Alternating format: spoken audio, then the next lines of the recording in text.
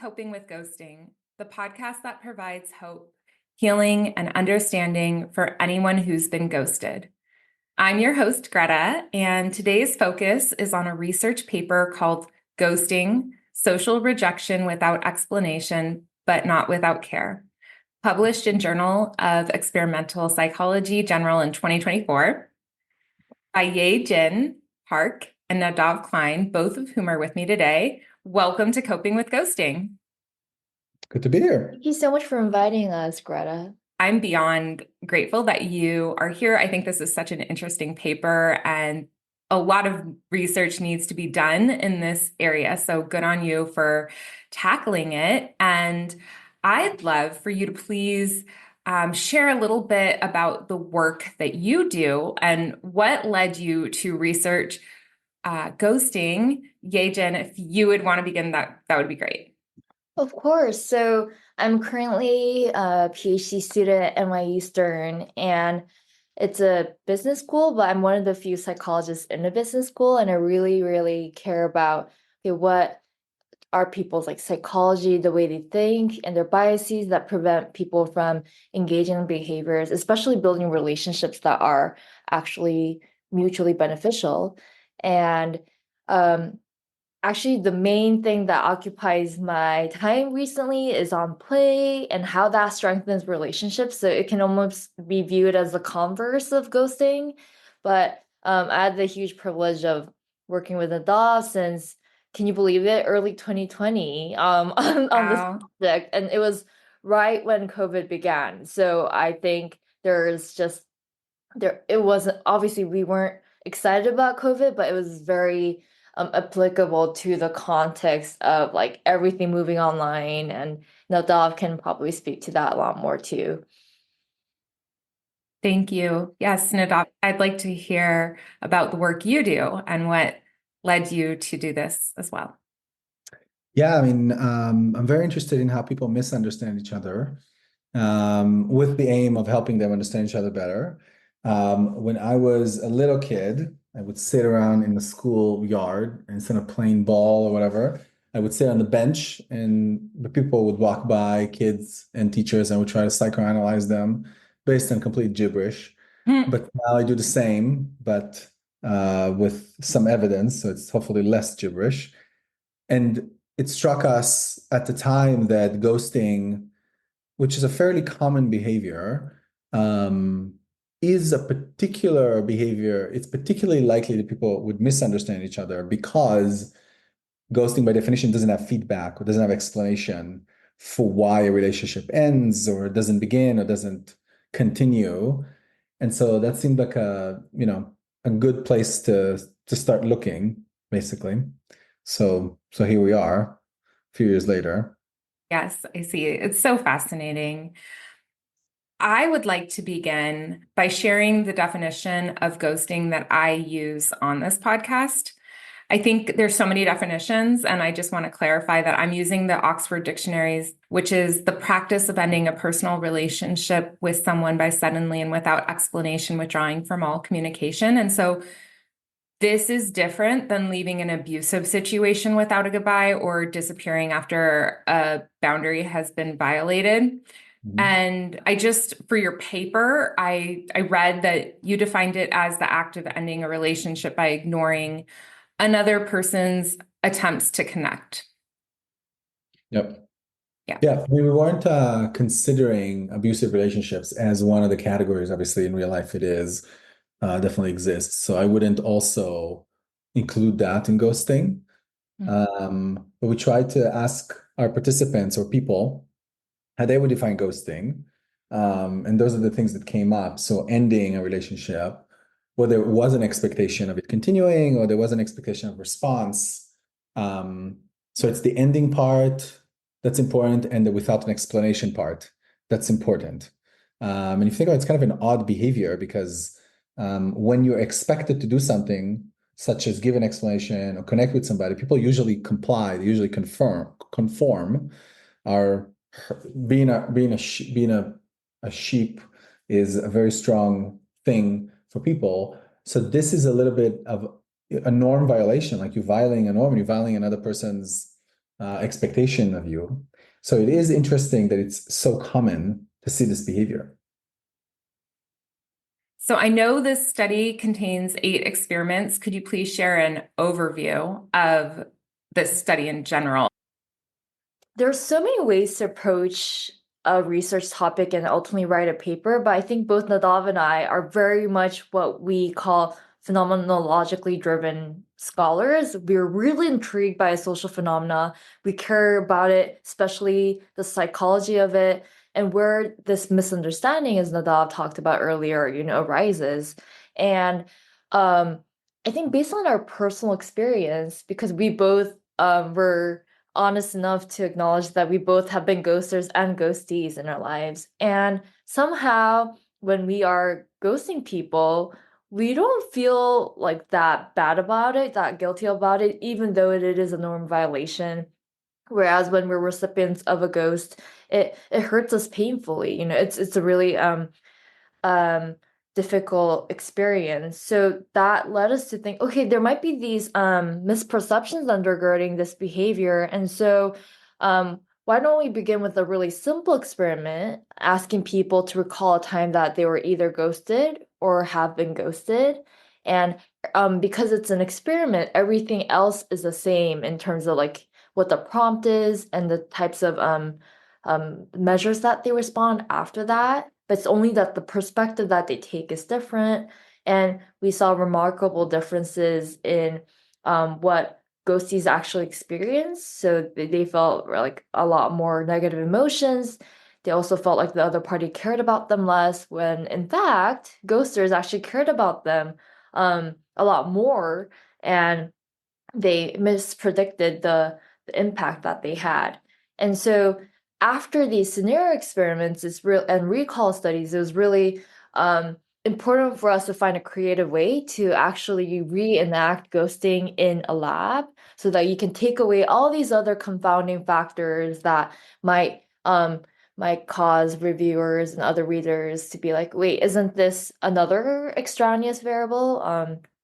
So so we recreated ghosting in the lab by getting participants to randomly be assigned to either be a ghoster or a ghostie. Obviously, we don't tell them these roles, and those who are ghosters, they are like basically engaged in a chat conversation with the other party. And after the first conversation, they then are move to the second screen and they find out that there's this technical error and they have to wait for 30 minutes um, or more for this to be resolved, and they have the option to either stay and wait or to leave. And most rational people, participants, would just leave because they will be compensated regardless. And but then the other party, importantly, the ghostie, they don't know anything. They don't know why all of this that's going on in the other end. So they just think that the ghoster just left them without explanation. And so it recreates that experience and then and then we ask them about how they feel and predict the other party's care for them.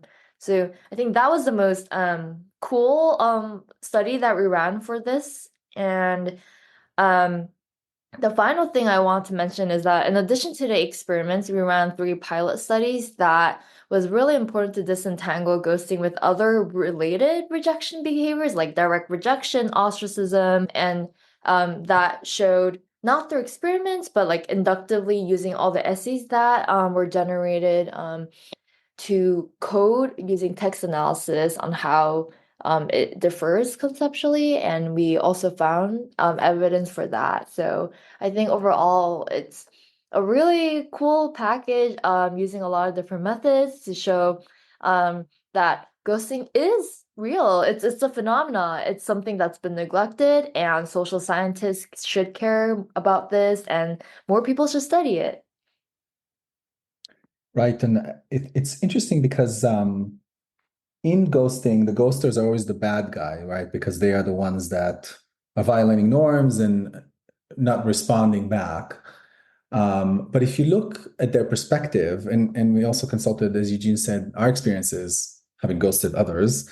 Um, uh, it's actually, it might not come from evil motives or misanthropic motives. Rather, what we find is that ghosters actually care about ghostees' well-being. And in fact, because they care to some extent, they ghost. Because the other option is to say to you, hey, we should not continue this relationship in one way or another. And they have this intuition that that would be worse, that would be hurt your feelings more if I tell you this than if I ghost. And it would make you feel rejected more if I tell you this than if I ghost. And it's just this mistaken intuition. In fact, the ghosties prefer to be told, even though it's an uncomfortable conversation, that people ghost. So what we find in some of the experiments is that the more pro-social, the more you care about the ghostie, the more likely you are to ghost as opposed to reject with an explanation.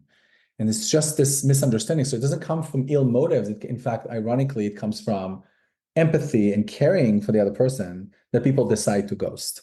So it's an interesting error, it's an interesting misunderstanding that leads to ghosting in the first place, and also leads ghosting. You mentioned, Greta, in the beginning, how to reframe being ghosted. And I think one of the hardest things about ghosting, you tell us, is believing that the other person doesn't care about you or couldn't care less. But in fact, ghosters do care. And in fact, because they care, they ghost, which is just a social error, right? Not so much that they don't care. There's a lot that you just said. And I think that, people ghost for many, many, many different reasons. And some people ghost because they actually do want to be malicious. And there was actually a study done on this, like ghosting in the dark triad as well. And some people ghost because they genuinely think the other person is better off just without them, or because they are just like, they want to say something, but maybe they don't know how to say it. Like Right. they don't have the words. They lack communication skills. So I would say that what you've done is great because it shows that this is why some people ghost. But I'm wondering if we could say, like, or if there could be another study on what is the percentage of ghosters that do this because of this reason or that reason or this reason.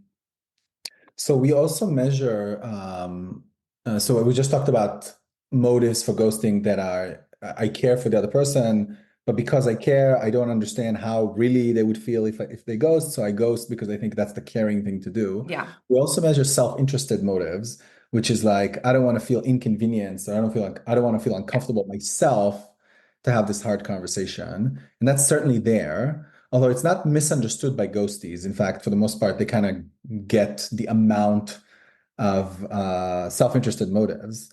And then in the other part, so there we have, I care about you, therefore I ghost. I care about myself, or I don't want to be inconvenienced myself, therefore I ghost. And then we have another paper that YeJin and I are working on, which we call accidental ghosting. And by Yep. accidental, we Yeah. mean, I really want to respond, I really want to continue our relationship. However, I either don't get around to it, or as you said, I don't really know quite what to say. And so I just don't do it. Kind of like, I really mean to go to the gym, but I don't quite do it, or many things that we procrastinate in our lives. And as time accumulates and I haven't responded, it becomes different. It becomes more difficult to respond. And so by accident, I end up ghosting, and I think there's those three possibilities are definitely, there's three segments of ghosters, right? There's the misanthropic, self-interested, there's the overly caring, and then there's the accidental, at least as far based on our research. Thank you for that. That's really interesting. So I'm really happy that you're doing more research on this. And I wonder if after this accidental ghosting paper, you're going to be doing even more studies, or if there's something else you think researchers should focus on in the future. Yeah, I mean, I think there's just so many opportunities. But one thing that Nadav didn't mention is that in our accidental ghosting study, we also care not just about diagnosing issues in the world, but actually solving them and like kind of fixing these perceptual errors. So we're preparing to run a study that is an intervention to reduce accidental ghosting. And it builds on existing work that tries to nudge people to engage in behaviors that they want to do, but they just struggle to do. So we provide people basically a template on like how to respond to a late email, for example, and with just like how to like be frank and apologize for not responding, and then responding to this the request that the other party asked you for. And just that template alone, we predict will reduce the amount of accidental ghosting. And so it obviously will not reduce all forms of ghosting, because those who have other motives wouldn't be like, that those motives won't be addressed by this template. But at least for those who struggle with difficulty of formulating a response, we're predicting it will be effective. So that's something we're really excited about, and think that there's just a lot more room for more interventions to be designed and to help basically both parties in any relationship to be better calibrated in what's in their minds, what's in their hearts and souls, and to be on the same page. Mhm. Right. And it's kind of like funny to say, oh, well, you need a template for an email, a text message to respond to somebody, but it reduces the hassle factor. And sometimes that's important. Sometimes these bottlenecks are kind of silly. Like, why do you need a template? You could just write an email. Yes, that's true, but there's all these other things that a person does in a given day that just reducing a little bit the hassle factor or nudging them can help, because if you have an accidental ghosting situation, you really want to respond. So we're just making it easier for people to do so.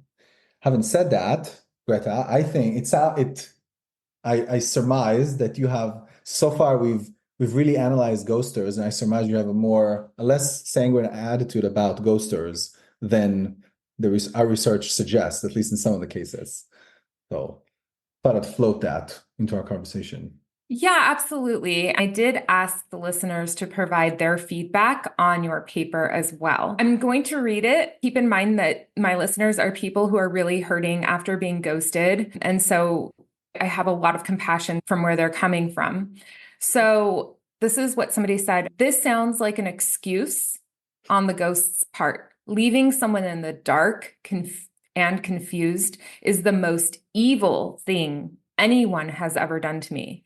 When people answer surveys and researchers, they know what the correct answer is. People ghost because they are too cowardly to be accountable. Everyone deserves closure, and they know that communication is part of the responsibility of being in a relationship. I'm not sure who that research is supposed to help. Just gives people false hope that the person they dated is not exactly what they show you. It's not kind by any reasonable definition. It's always for selfish reasons. So that was the first thing I read. Well, I'm glad people are not mincing words. It's very important to be direct in life. So, yeah, I mean, well, so it's possible sometimes that it is indeed a shirking of responsibility, and the outcome of it is very hurtful. There's no question about it. But I think the bigger issue sometimes is that, I mean, I'll express my opinion, and then YeJin can chime in. But the biggest issue is sometimes we want to care for other people, but we don't know how to do that. There's a skill in that. And there's a lot of emphasis in our culture, last 10, 20 years about empathy and caring and so on. And it's one thing to have the intention of caring, but it's another thing to do it appropriately. And so sometimes when we care, by our intention, our actions that come from our intention end up hurting people. Okay. And it's helpful, I think, to address this misunderstanding. Obviously, some people indeed don't care, and they are misanthropic, and they are very callous and don't care about hurting other people. But to the extent that there's a segment of ghosters who do care, and they just think that ghosting is the more caring thing to do, if we can correct that misunderstanding, we can help a lot of people, a lot of relationships. So there's no denying that the outcome is very hurtful. We're not making excuses for anybody, but rather saying, is there a gap that could be closed so that some relationships end up with much better closure? Okay, because it's much harder to fix misanthropic motives, but it's easier to fix misunderstandings about how to care for others. Hey, that's so well said. And well, first of all, Greta, and to your audience, I want to say I hear you because I've been on dating apps for a long time, and I've been hurt by so many men who were either ghosters or like breadcrumbers or like you name it, they just don't know how to communicate. And my research has actually helped myself because I was able to reframe my default mode of thinking, which was, oh my gosh, like what's wrong with me, and internalize like, issues about myself. And when in fact I'm like, okay, the data suggests that at least on average, ghosters do care, and it's more like they lack in skill, they lack in communication abilities, they're perhaps less mature, and all these other reasons that have nothing to do with me that led to this ghosting. And therefore, I choose to reframe my way of thinking to give myself peace and like elevate my self-worth. So we are absolutely not condoning ghosting behavior, but we want to give tools to ghostees, sorry, people who have been ghosted in the past to regain dignity and manage their relationships, even if someone has treated them poorly. Right. Thank you for saying that. Thank you for saying that. That was really helpful to hear. Exactly. Yeah. My takeaway with this whole thing is that, yes, some people may feel like disappearing, ghosting, it's the kinder option. It doesn't make it okay. It doesn't excuse their behavior. As we all know, many mental health professionals consider ghosting to be abuse. And when you're ghosted, the sad thing is we just don't know what they're thinking or feeling. So what you said about reframing it is perfect. I would say if somebody's been ghosted, they're listening to this show and they just have this like they're ruminating on like, why did this happen? Why did this happen? You could lean into the radical acceptance of, I don't know why I was ghosted. And it's possible that this person was just really trying to avoid hurting me. Right. And I think in general, when we have uncertainty in life and we don't have evidence either way, it's incumbent upon us to make a choice. We have to make a choice. I mean, even if we don't make it consciously, we make it subconsciously. And I think it's, as YeJin mentioned, it's easier to blame it on ourselves, that it's something about us that that person doesn't like. We can also make a different choice, which is to say it's probably about them, which is probably more true than not, because more than likely, most of the stuff we do is about us. It's not about other people. So if a ghost or ghosted, then it's more likely about them than about the ghostie. The other point I want to make is that most ghosties have been ghosters in the past too. So we can consult our past experience of ghosting others and ask ourselves, did we have ill feelings toward that person that we ghosted, that we never contacted again?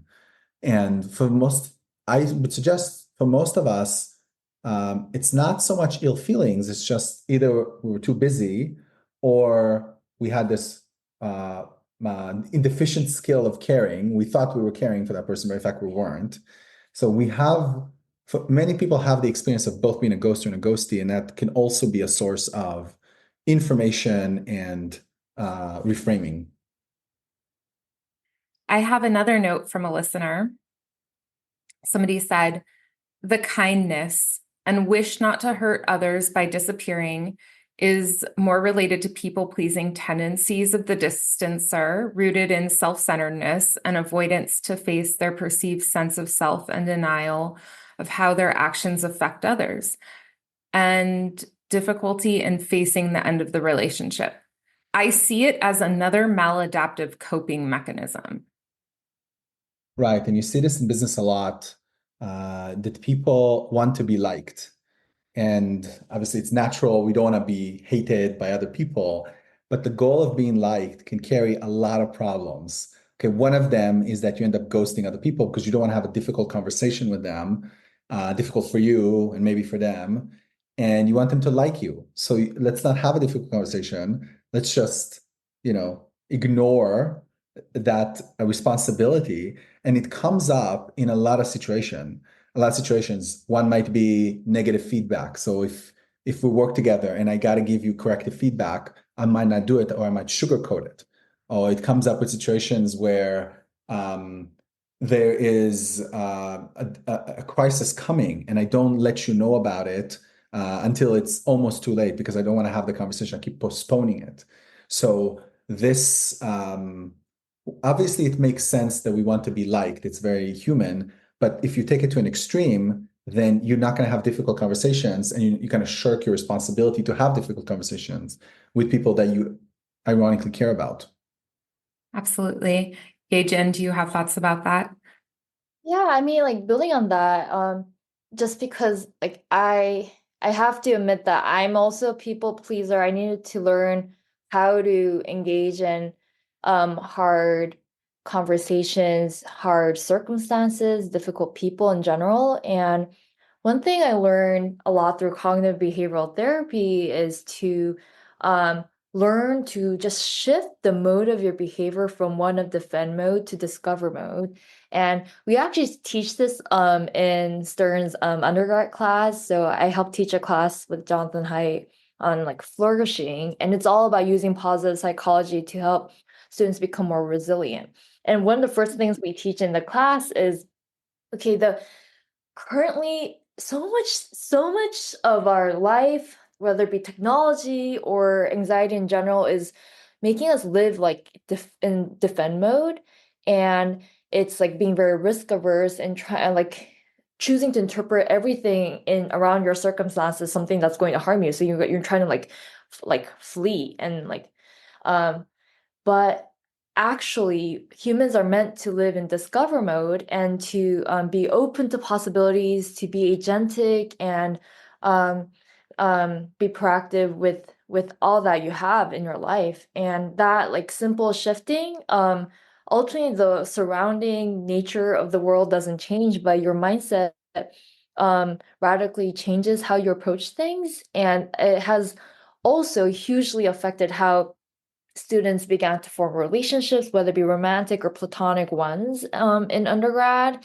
And just be, if someone is showing more avoidant behavior, um, you can choose to actually take the harder path of reaching out and I mean saying that this avoidant behavior might be good on the short term, but in the long term it's like not benefiting either one of us. And that helps people, like you also can change and influence relationships through that. So it's been really inspiring to see students change in those ways in their relationships. And I'm trying to work on it in my own life too, so that I can try to practice what I preach, but I'm definitely a work in progress as well.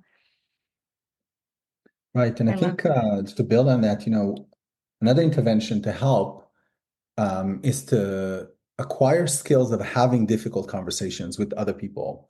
Because if you know how to do that, you probably are less likely to ghost others, right? Because it wouldn't be that. as detrimental to the ghoster to have an honest conversation.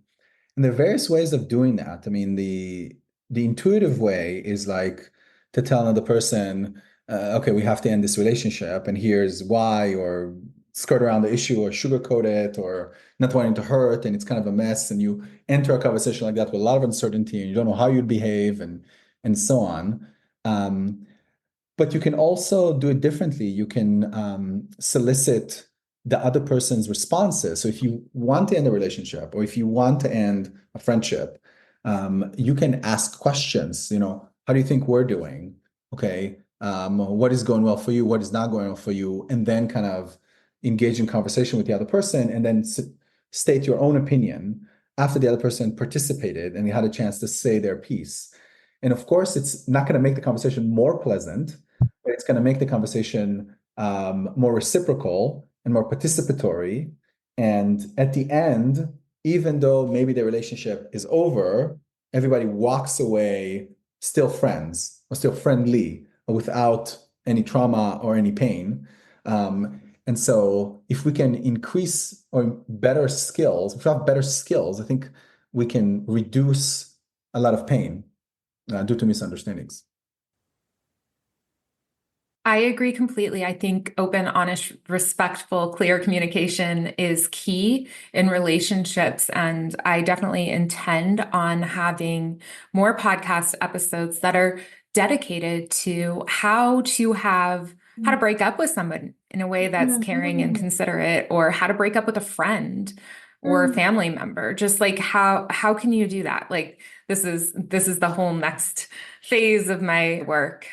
Oh, I love that so much. And um, not to like try to tie my messy research programs together, but I really think in-person relationships is huge in building the skill of having difficult conversations. So unfortunately, Gen Zs and whatever the next generation is called, where a lot of our communication relationships are increasingly going online, and that makes it creates more loopholes for to escape basically, and ghost and like engage in this maladaptive relationship behaviors.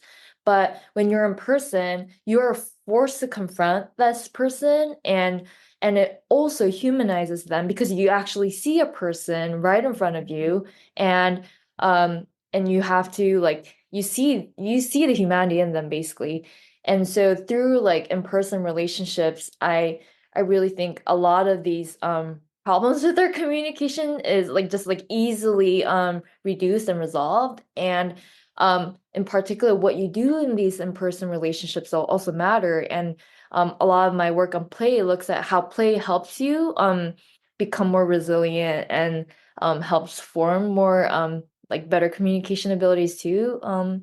So I'm really excited that you're going to venture in that space and help people heal, from ghosting and all these like negative relationship experiences. There's other research that suggests that when we have looming negative events or something's got like a difficult conversation is coming up, oh boy, I don't know how I'm going to handle this, and it's going to be awkward, or it's going to drag on, or whatever. The anticipation is often worse than the experience, right? You're anticipating it, and it's uncertain, and so you have visions in your mind of where it's going to go, and you always think about the worst possible outcome and the most extreme or emotional possible outcome. But the reality is that's one possible world, but for the most part, it's less likely to happen than you think. Whereas in fact, once something bad happens, we have this natural psychological immune system that to some extent blunts the impact. And so if you tell somebody, unfortunately, it's time to break up, they naturally erect defenses because they're in the experience. Okay, so there's research on, so when you're an academic, so there's research basically that about people perceiving what breakup would be like, and people who actually have experienced breakup. And the people who have experienced breakup say it's far less bad. It's still bad.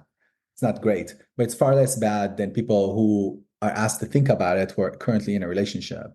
And the reason for that is when something bad happens, there's a lot of mechanisms that we use to reduce the impact. Okay, we think about the things, we do other things, we move on, we reduce the importance of the current relationship that just ended, and we think about why it might not have been good. We use something called hindsight bias, where we say, yeah, you know what, now that I think about it, it wasn't really meant to be, which is using our biases to help us, which can happen. And the biases that we have are adaptive to some extent, to make sure that we come out of the other side as happy as we were beforehand over time. So oftentimes it's the anticipation that kills you. And because the anticipation is so negative, you just never do it. You just never engage in the conversation, and you ghost.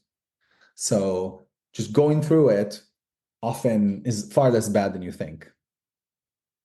It's like Yeah. a band-aid. And it's Rip it right off. Yeah, it's so worth it. It's so important because otherwise you lose the opportunity to grow and maturely communicate. I mean, there's so many ramifications of ghosting. I mean, it's stressful. People feel stress, anxiety, shame, guilt. There's so many problems that can come along with being a ghost. Right. And I think if you're a ghoster, if you've done it before, I mean, there's a sense in which you're exhibiting lack of self-confidence or lack of, I don't know, you're not doing an honorable thing. And when you don't do an honorable thing, that affects how you view yourself, right? And so you don't want to keep doing that in your life because then your evaluation of yourself will come down, right? Because you're acting in a way that's not particularly honorable. You are choosing not to have the difficult conversation, even though you know you should. And so looking yourself in the mirror is going to become harder and harder over time because the behavior that you have is inconsistent with sort of an honorable self-concept. Mm. Well said. Is there anything else that you'd like to share with listeners about ghosting or being ghosted? I don't know if this is my last words, but I can't emphasize enough the importance of like elevating like one's self-worth and the other party's worth just in general, and how that resolves so many relationship problems, including ghosting.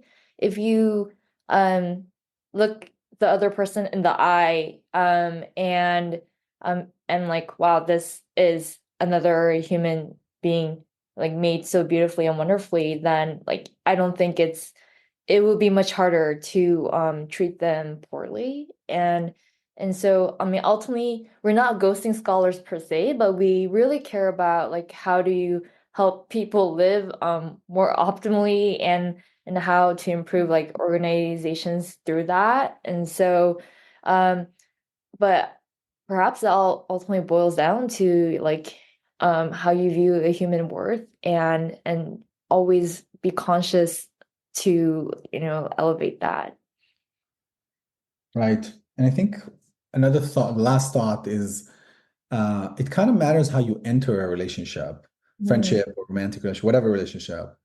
Because if you have clear goals and if you have clear, even more so, if you have clear no-nos, if you have clear limits and boundaries, and this is what I know, this is what I want generally, then it's much easier to end a relationship respectfully, right? It's when you're drifting, then that ending a relationship becomes harder because you never came into the situation with your goals intact and so on. And the same, I think, goes for both sides, right? I mean, a person, if you were ghosted, then uh, you partnered up with somebody who acted dishonorably towards you, okay? And so, in both cases, both the ghoster and the ghostie, there's some reflection to be done, I think, about how you enter the relationship or why you entered a relationship to begin with. Could you have uh, thought about yourself differently coming in, that then by the time it ended, you would have ended in a different way? That's mostly applies to the ghoster, but I think it applies to both sides. So the entry kind of matters as well coming in, I think, if that makes sense.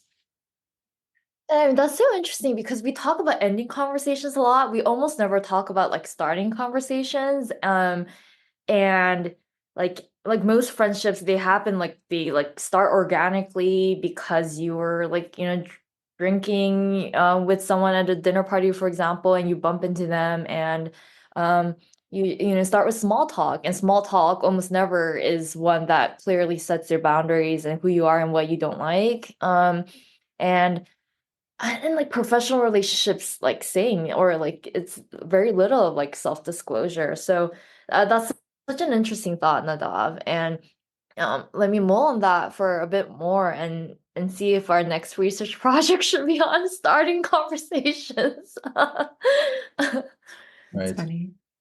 I mean, it's hard to succeed in anything, including relationships, accidentally. It's possible, right? But even if you met somebody accidentally or by serendipity, the success of the relationship is intentional eventually, right? I'd imagine. So So the entry and the maintenance of the relationship is part of this conversation, I think. It's not just the ending is what it is, I think. So Yeah. Yeah. And I always encourage people who I coach, who I interact with to reflect on the relationship and how they showed up. I think that everyone is a teacher. Ghosts are a teacher, and we can look back and say, well, wow, did they, was there some behavior that I maybe missed? Were there some red flags? But to also be really compassionate. Like, yeah, I didn't see the red flags because I didn't understand that that was a red flag at the time. And sometimes ghosts actually, when they do have certain personality disorders, they feed people exactly what they want to hear. They know how to move. They know how to be the perfect match kind of person. And so sometimes it really is impossible to predict being ghosted. In fact, in a lot of cases that I deal with, it's just like there were no signs and then it just suddenly happened. So if you do reflect on the beginning of the relationship, the ending, just always come from a place of love for yourself. And yeah, prioritize self-care, because when there is silence, we often fill the void with our deepest, darkest fears, our negative beliefs. And so just focusing on the facts and knowing that it is possible that this person really did this from what they considered to be a good place, even if it was misguided judgment. yeah, we have to practice self-care because we only have one self. So if we don't care for the self, who will, right? Yeah. Yeah, and then like just remind yourself that ghosting is a form of rejection, one of the more painful ones. And when you're rejected, it's physically painful. Research shows that it's actually like biologically painful. And so Sure. please acknowledge that pain and lean into other people in your life who care for you. Because one of the best remedies for relational dissolution is to lean into those who are currently in your life who care about you and to fill that void rather than like ignoring it and just trying to move on because it doesn't work that way. Right. Yeah.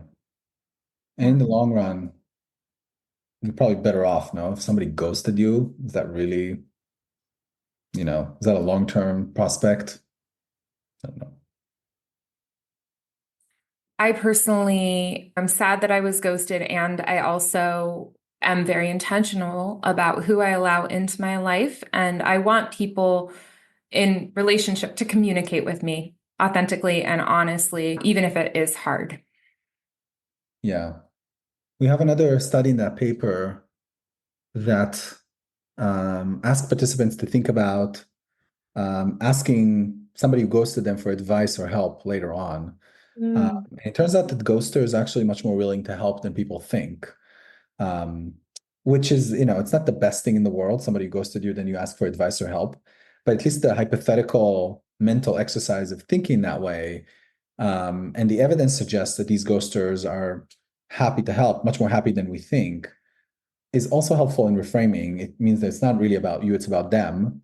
Okay. And they don't hate you because otherwise it wouldn't have helped you, or they would not be willing to help you later on. It's just a glitch that they have. I'm glad you pointed out Nadav because ultimately um our human capital, the capital we have within ourselves is super limited. Our social capital is like a lot broader, and how we take advantage of the relationships that we have really like influences your life's outcomes a lot. And so if ghost that study basically shows that ghosting has implications not just for your well-being, but like the how you perceive like the breadth of your relationships that you can tap into. So it has a lot of more tangible outcomes, if I may. So I hope that your podcast and all the other future ghosting research just helps people, take greater like control of their lives and um live in discover mode. Thank you. How can listeners connect with you both and read the paper? So the paper, is available. I think you just Google it and you'll find some sort of PDF of it.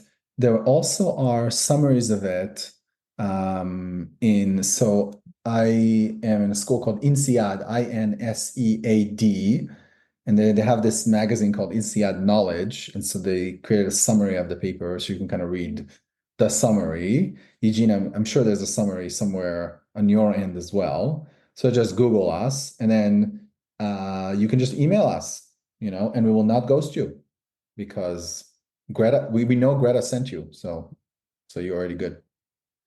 Absolutely. Unless it goes into spam, but I really hope it doesn't. But we will never intentionally ghost you. And please, yeah, we always love feedback. And Greta, I really love that you got your audience's feedback because it's really nice to see like how people respond to it, and we love direct raw like honest feelings. So thank you so much for that. Mm-hmm. Yeah, and I'll definitely link to the paper and put your emails in the show notes as well. And I just want to say thank you both so much for coming on this podcast because your work is so important and integral to our understanding of this topic. Thank you. Thank you so much. We're excited. I mean, I did not know there was a podcast just really for ghostings. It's really cool to know that you exist and you're doing this great work. So keep up your great work. Mhm. Thank you. And listeners, please follow me at Coping with Ghosting on social media. And I invite you to join my free and private Coping with Ghosting Facebook support group. And as always, leave a rating for this podcast so other people can find it. And finally, remember when you're ghosted, you have more time to connect with yourself and people who have stellar communication skills. You deserve the best.